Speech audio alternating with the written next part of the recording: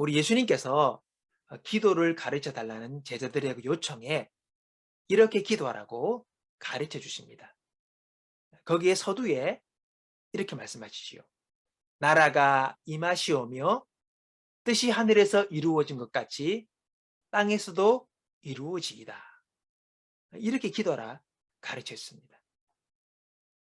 그 내용이 먼저는 하나님의 나라가, 즉 하나님의 통치가 이 땅 가운데 이루어지기를 기도하라 하셨고, 둘째는 하나님의 뜻이 하늘나라에서처럼 이 땅 가운데서도 온전히 이루어지기를 기도하라.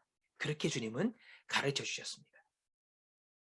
자, 여러분, 그러나 이 하나님의 나라가 우리 가운데 온전히 이루어지는 것을 방해하는 세력이 있다는 것을 우리는 알고 있습니다. 그것은 하나님의 통치와 다스림을 거스리는 어둠의 세력이죠. 성경은 그것을 견고한 진, 즉 견고한 요새라고 표현을 하고 있습니다. 이 견고한 진이 무너질 때에 하나님의 뜻이 우리 가운데 온전히 이루어지는 은혜의 역사가 일어나게 되는 것이지요. 자, 여러분, 우리의 싸움은 혈과 육의 싸움이 아닙니다. 사람의 지혜나 능력으로 하는 싸움이 아닙니다. 이 전쟁은 영적 전쟁이죠. 그러기에 싸우는 무기도 영적인 무기여야 합니다. 자, 이 무기가 뭐냐? 에베소서의 말씀 보면 말씀, 즉 성령의 검으로 우리는 원수를 물리쳐야 한다고 가르쳐주고 계십니다. 자, 그 성령의 검, 이 성령의 검, 하나님 말씀, 이것이 다른 표현으로 사도 요한은 예수님의 입에서 나오는 예리한 검, 이렇게 표현을 했고, 사도 바울은 예수님의 입에서 나오는 기운, 그렇게 표현을 하고 있습니다. 어떨 때는 예리한 검으로, 어떨 때는 입에서 나오는 기운으로 하나님의 말씀이 선포될 때에 원수가 물러가고 하나님의 목적이 이루어지는 것이 이 성령의 검을 사용한 전쟁의 결과인 것이지요.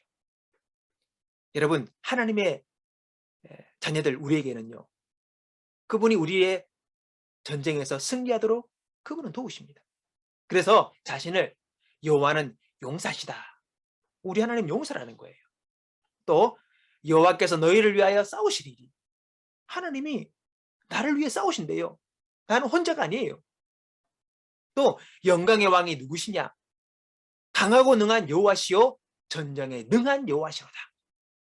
우리 하나님은요, 전쟁에 능한 분이래요. 모든 전쟁을 이기는 능한 용사라고 우리에게 자신을 말씀하고 계십니다.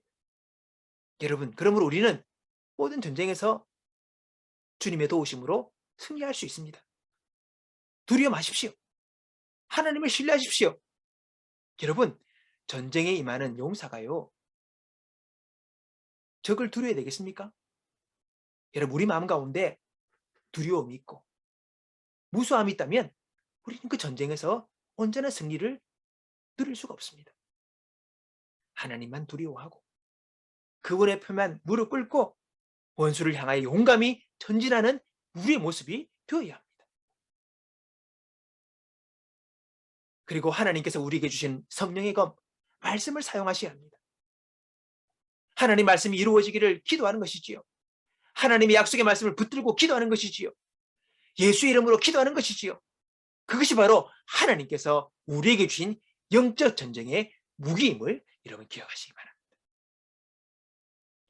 내 삶의 자리에 문제가 있을 때에 하나님이 하신 약속이 있습니다. 역대하 7장 14절, 내 이름으로 일컫는 내 백성이 그 악한 길에서 떠나 스스로 겸비하고 기도하여 내 얼굴을 구하면 내가 하늘에서 듣고 그 죄를 사하고 그 땅을 고칠지라. 여러분, 하나님의 약속의 말씀입니다. 이것 붙들고 나가시면 됩니다. 하나님의 나라가 나의 가정과 나의 삶의 자리에 임하시기를 우리 기도합시다. 하나님의 나라에는요, 슬픔이 없어요. 질병도, 가난도, 우울도, 절망도, 탄식도 없습니다. 그분의 나라가 임하면 거기에는 생명이 있고 치유가 있고 소망이 있고 기쁨이 있고 하나님의 그 충만하심들이 있는 것이지요. 그렇게 우리가 기도하는 것이죠. 우리 기도하기 원합니다. 아버지의 나라가 이루어지게 하소서. 아버지의 뜻이 하늘에서처럼 이 세상에서도 우리의 가정과 우리의 사역과 우리의 사업 속에 주님 이루어지게 하여 주옵소서. 그렇게 주의 말씀 붙들고 기도하며 나가는 저와 여러분 되시기를 주님의 이름으로 축원합니다.